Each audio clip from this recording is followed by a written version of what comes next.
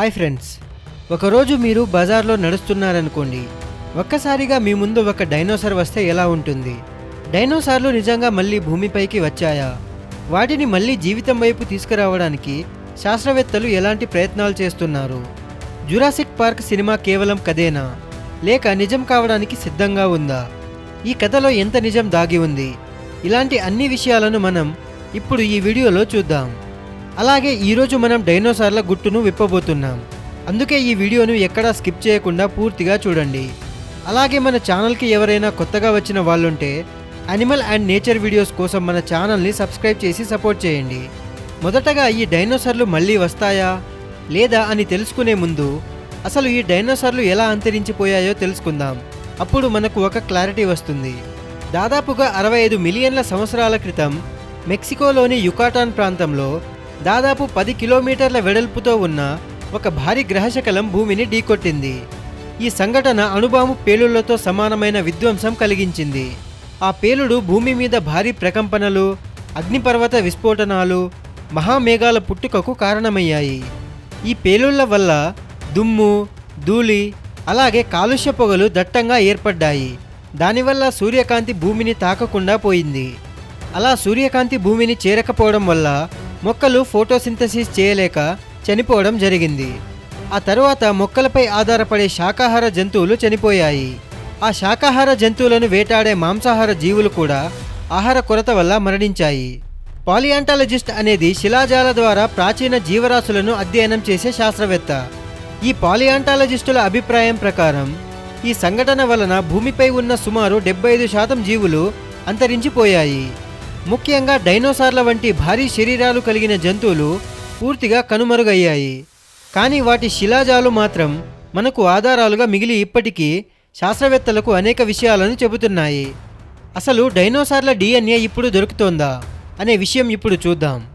DNA అనేది ప్రతి జీవి శరీర నిర్మాణానికి, స్వభావానికి, ఆ జీవి ఎలా ఎదగాలి అనే పూర్తి సమాచారాన్ని కలిగి ఉండే ఒక జీవన పాఠశాల లాంటిది. ఒక జీవిని పూర్తిగా తిరిగి సృష్టించాలంటే అది డైనోసార్ అయినా సరే దాని పూర్తి డిఎన్ఏ అవసరం. కానీ సమస్య ఏంటంటే డిఎన్ఏ శాశ్వతంగా నిలవదు. సాధారణంగా ఒక జీవి చనిపోయిన తర్వాత దాని డిఎన్ఏ సుమారు 1000 సంవత్సరాలలోనే పాడవుతుంది. డైనోసార్లు అనేవి దాదాపుగా 65 మిలియన్ల సంవత్సరాల ముందే అంతరించిపోయాయి కాబట్టి వాటి డిఎన్ఏ ఇప్పటిదాకా మిగిలి ఉండే అవకాశం చాలా తక్కువ. ఇది శాస్త్రవేత్తలకు ఒక పెద్ద సవాలుగా మారింది. అయితే ఈ పరిస్థితిని ఎదుర్కొనేందుకు శాస్త్రవేత్తలు అనేక ప్రయోగాలు చేస్తున్నారు. 2020లో చైనాలో జరిగిన ఓ పరిశోధనలో డైనోసార్ ఎముకల్లోని కార్టిలేజ్ సెల్స్లో కొన్ని బ్లడ్ సెల్స్ వంటి నిర్మాణాలు కనిపించాయి. ఇవి డిఎన్ఏ ఉండొచ్చు అనే ఆశలు పెంచినా వాటిని పూర్తిగా రీడ్ చేయడం ద్వారా ఉపయోగపడే స్థాయికి తేలికగా తీసుకోవడం ఇప్పటికీ సాధ్యపడలేదు. జురాసిక్ పార్క్ సినిమా వంటి కల్పిత కథలలో కనిపించే విధంగా పాత ఆర్థరస్లో చిక్కుకున్న పురాతన దోమల నుండి రక్తాన్ని సేకరించి దాంతో డిఎన్ఏ తీసుకోవాలనే ప్రయత్నాలు కూడా ఉన్నాయి. కానీ ఇవన్నీ ఇప్పటి వరకు విజయవంతం కాలేదు. దోమలో ఉన్న డిఎన్ఏ కూడా కాలక్రమేణా పూర్తిగా విచ్ఛిన్నం అయిపోతుంది. అయినా సరే శాస్త్రవేత్తలు చేతులెత్తేయలేదు. వారిప్పుడు డిఎన్ఏను కనుగొనడం మాత్రమే కాదు, దాన్ని పునర్నిర్మించాలనే ప్రయత్నం చేస్తున్నారు. అంటే కనీసం కొన్ని డైనోసార్ లక్షణాలను ఆధునిక జీవుల్లో తిరిగి రూపొందించాలనే దిశగా ప్రయోగాలు కొనసాగుతున్నాయి. ఇప్పుడు మనం ఒక ఇంట్రెస్టింగ్ థియరీ గురించి తెలుసుకుందాం. అదేంటంటే చికెన్ టు డైనోసార్ థియరీ. శాస్త్రవేత్తలు సృష్టించబడిన కొత్త విషయాలలో ఇప్పుడు ఓ సరికొత్త ఆలోచన ప్రపంచాన్ని అతలాకుతలం చేస్తోంది. అది ఏంటంటే కోడి నుండి డైనోసార్ తయారవుతుందా? వాస్తవానికి శాస్త్రవేత్తలు చెబుతున్న విషయం ఎంతో ఆశ్చర్యకరంగా ఉంది. అదేంటంటే పక్షులే ఇప్పుడు మనకు ఉన్న ఆధునిక డైనోసార్లని. ఎలా అంటే అవి థైరోపాడ్ డైనోసార్లు అనే ఒక ముఖ్యమైన గ్రూప్కు వారసులు అని చెబుతున్నారు. వాటి శరీర నిర్మాణం, ఎముకల రూపం, బీకు ఆకారం, ఇక్కడి వరకు తల గుండ్రంగా ఉండడం అన్నీ ప్రాచీన డైనోసార్లతో చాలా పోలికలు చూపిస్తున్నాయి.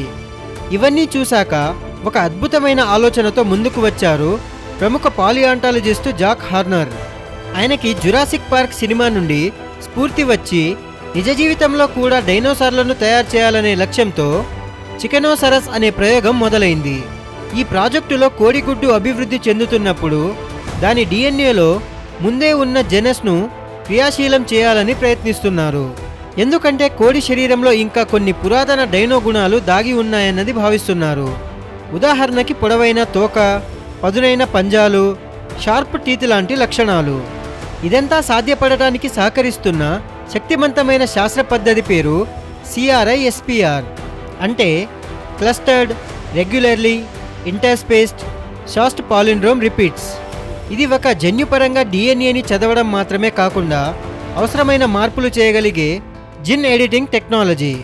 దీని ద్వారా శాస్త్రవేత్తలు కోడికి మళ్ళీ డైనోసార్ మాదిరి ప్రత్యేక లక్షణాలను తీసుకురావాలనే ప్రయత్నం చేస్తున్నారు. ఇది పూర్తిగా కొత్త దారిలో బయోటెక్నాలజీకి మార్గం చూపిస్తోంది. ఇది అసలైన సరికొత్త శకం. కోడి నుండే డైనోసార్ పుడుతుందా? అలాగే భవిష్యత్తులో మన ఫామ్ హౌస్లలో గుడ్లు పెట్టే కోడి పక్కన ఓ చిన్న డైనో కూడా తిరుగుతుందా? ఇది ఒక వినూత్న ప్రయోగం, కానీ విజయవంతమైతే మన చరిత్రనే మార్చేయగలదు. ఇప్పుడు మనం క్లోనింగ్ అనే ఒక అద్భుతమైన టెక్నిక్ వల్ల డైనోసార్ మళ్ళీ వస్తుందా లేదా చూద్దాం. క్లోనింగ్ అనేది జీవశాస్త్రంలో ఒక అద్భుతమైన విప్లవం. దీని సూత్రం సాదాసీదాగా ఉంటుంది.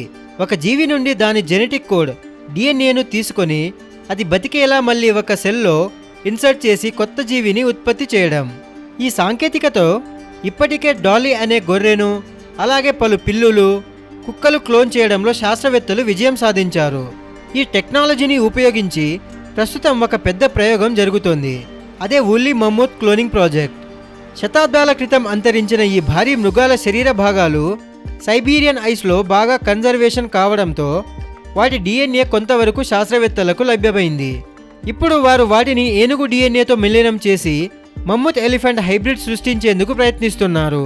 అలాగే డైనోసార్లను క్లోనింగ్ చేయాలన్న ఆలోచన కూడా ఆసక్తికరంగా మారింది. కానీ ఇక్కడే పెద్ద సమస్య వస్తుంది. డైనోసార్ల పూర్తి DNA ఇప్పటి వరకు ఏమీ లభించలేదు. కాబట్టి వాటిని క్లోన్ చేయడం శాస్త్రీయంగా అసాధ్యం. క్లోనింగ్ అనే ప్రక్రియకు అసలైన DNA అవసరం. DNA లేకుండా క్లోన్ అనే మాటే లేదు. ఒక చిన్న ఆశ, ఒక ప్రయోగాత్మక ఆలోచన మాత్రం ఉంది. అది పక్షుల DNAను ఆధారంగా తీసుకొని దాన్ని CRISPR వంటి జెన్ ఎడిటింగ్ టూల్స్తో మార్చి ఒక వియర్డ్ క్రియేచర్ని తయారు చేయడం.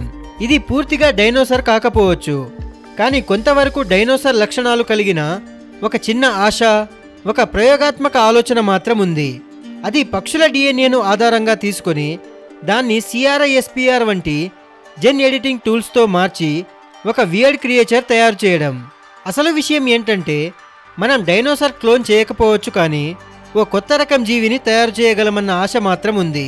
కానీ అసలైన డైనోసార్ అనేది ఇప్పటికీ మనకు ఒక కలగానే మిగిలిపోవచ్చు. ఈ కలకి శాస్త్రవేత్తలు రోజురోజుకి మరింత దగ్గరవుతున్నప్పటికీ అది నిజం కావాలంటే ఇంకా చాలా దూరం, చాలా సమయం పట్టవచ్చు. ఇప్పుడు మనం డైనోసార్ల వంశానికి చెందిన మన చుట్టూ ఉన్న కొన్ని జంతువులను చూద్దాం. మన చుట్టూ ఉన్న కొన్ని జీవులను గమనిస్తే అవి డైనోసార్ల వారసులే అనే విషయం అర్థమవుతుంది.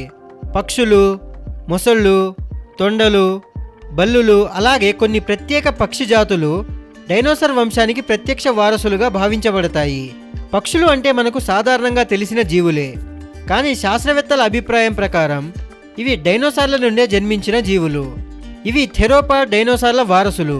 ఈ పక్షుల్లో ఫెదర్స్ అంటే పోగులు, గూళ్ళ నిర్మాణం, వేటాడే శైలి అన్నీ కూడా ప్రాచీన డైనోసార్ల లక్షణాలతో చాలా పోలికలు కలిగి ఉన్నాయి.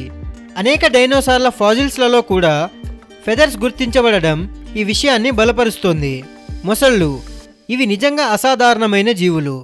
దాదాపు 200 మిలియన్ల సంవత్సరాలుగా ఇవి ఎక్కువగా మారకుండా ఇదే విధంగా మనకు కనిపిస్తున్నాయి. శాస్త్రవేత్తలు వాటిని లివింగ్ ఫాజిల్స్ అని పిలుస్తారు. అవి నీటిలో బలంగా వేటాడే శైలి, ఎముకల నిర్మాణం, శరీర భంగిమ అన్నీ కూడా కొన్ని డైనోసార్ గుణాలను గుర్తు చేస్తాయి. ఇంకొక ఆసక్తికర జీవి క్యాసోవారీ అనే పక్షి. ఇది ప్రపంచంలోనే అత్యంత ప్రమాదకరమైన పక్షిగా గుర్తించబడింది.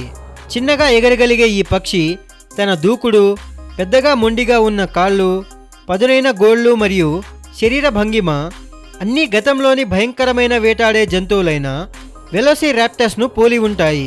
ఈ పక్షి దగ్గరికి వెళ్ళడం చాలా ప్రమాదకరం. అంటే మీరిప్పుడు నిజంగా డైనోసార్ని చూడాలనుకుంటే మీ పక్కనే ఉన్న ఒక పక్షి లేదా మృగంలా నీటిలో తేలుతున్న మొసలి కళ్ళలో చూడండి.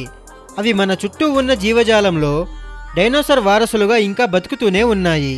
మన చుట్టూ ఉన్న ఈ జీవులు మనకు ఒక అద్భుతమైన జ్ఞాపకంగా, ఒకప్పుడు ఈ భూమిపై మహాశక్తివంతమైన డైనోసార్లు తిరిగిన కాలానికి సంబంధించిన జీవన గుర్తులుగా నిలుస్తున్నాయి. సో ఫ్రెండ్స్, ఇప్పుడు మనం మళ్ళీ ఒకవేళ డైనోసార్లు వస్తే మంచిదా లేదా, ఒకవేళ అవి వస్తే మన జీవితాలు ఎలా ఉంటాయి అనేవి చూద్దాం. నిజానికి మళ్ళీ డైనోసార్లు వస్తే మనం వేరే ప్రపంచంలో ప్రయాణిస్తున్నట్లే అనిపించవచ్చు. కానీ డైనోసార్లు తిరిగి భూమిపై వస్తే మన పరిస్థితి ఎలా ఉంటుందో ఒకసారి ఊహించండి. పెద్ద పెద్ద డైనోసార్లు మన మధ్యలో తిరుగుతూ ఉంటే మనం ఇప్పుడు భూమిపై ఉన్న మానవులు, జంతువుల జీవన విధానంపై గణనీయమైన ప్రభావం పడుతుంది. ఒక్కటే ఒక పెద్ద డైనోసార్ మొత్తం పర్యావరణ సమతుల్యతను అస్తవ్యస్తం చేస్తుంది. మనం ఎప్పటికీ నమ్మని విధంగా ప్రకృతి వ్యవస్థ మొత్తం మారిపోనుంది. ఈ కారణంగా శాస్త్రవేత్తలు చిన్న చిన్న జీవులను మాత్రమే భద్రపరిచి ఆ జంతువుల లక్షణాలను పరిశోధించడానికి ఒక పెద్ద బయోడూమ్ లాంటి నియంత్రిత పరిసరాలను సృష్టించాలని యోచిస్తున్నారు. ఇక్కడ డైనోసార్ లక్షణాలు కలిగిన జీవులను సురక్షితంగా వాతావరణ నియంత్రణలో ఉంచి అధ్యయనం చేస్తారు. కానీ ఇక్కడ ఓ పెద్ద నైతిక ప్రశ్న ఎదురొస్తుంది. మన చేతుల్లో ఉన్న శాస్త్ర సాంకేతికతతో మనం గతంలో నాశనం చేసిన జంతువులను తిరిగి తీసుకురావడం సరి అయినదా? ఆ జీవులు తిరిగి వస్తే పర్యావరణానికి, మన సమాజానికి అది మంచి దిశలోనే తీసుకెళ్తుందా? ఒకవేళ ప్రకృతిని మనకు అర్థం కాకుండా తలకిందులుగా చేస్తాయా? ఇలాంటి ఎన్నో ప్రశ్నలు ఎదురవుతాయి.